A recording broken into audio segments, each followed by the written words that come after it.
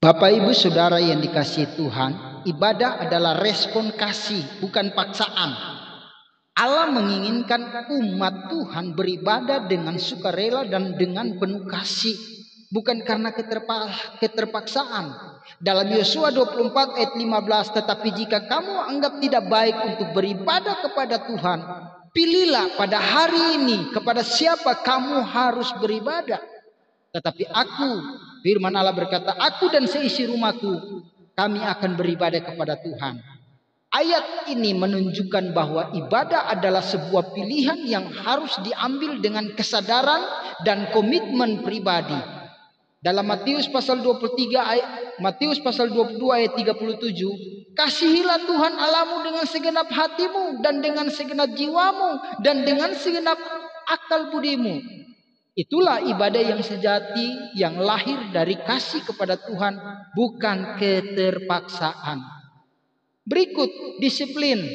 Disiplin rohani itu penting, tetapi tidak sama dengan paksaan.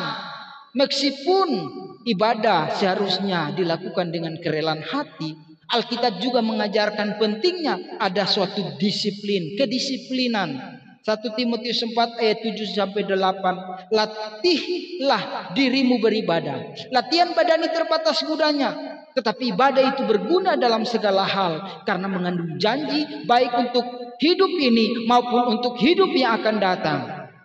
Maka latihan membutuhkan usaha, latihan membutuhkan kedisiplinan dan komitmen yang terkadang terasa seperti memaksakan diri untuk melakukan yang benar.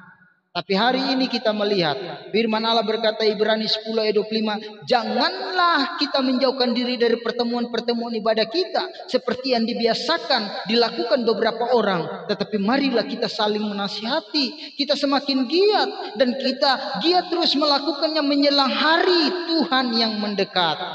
Haleluya. Itu sebabnya harus ada dorongan dan pengikat bagi orang percaya untuk tetap setia beribadah. Paksaan tanpa hati bisa menjadi ritualisme. Jadi jika ibadah hanya dilakukan karena paksaan dengan tidak tulus, maka itu akan menjadi ritual tanpa makna.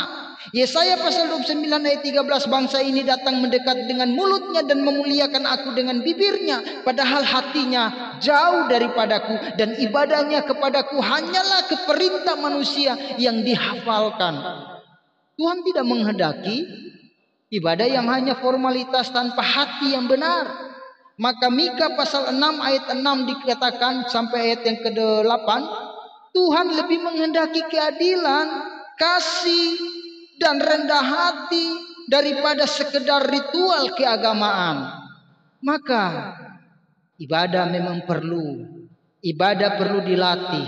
Ibadah perlu didisiplinkan. Tetapi bukan dalam arti dipaksakan secara kaku, ya. Kadang seseorang harus memaksakan diri untuk tetap beribadah saat merasa malas atau lemah, tetapi tujuan akhirnya adalah membangun hubungan dengan kasih Tuhan, membangun hubungan kasih kita dengan Tuhan. Jadi jika seseorang selamanya harus dipaksa untuk beribadah, maka ada yang salah di dalam motivasi dan pemahaman tentang ibadah di dalam dirinya. Jadi lebih tepat mengatakan bahwa ibadah harus memerlukan komitmen, disiplin, bukan sekedar paksaan agar akhirnya menjadi kerinduan dan kebutuhan rohani. Jadi sekali lagi perlu komitmen, konsekuen, konsisten, kontinu, komunikasi. Haleluya, Tuhan memberkati.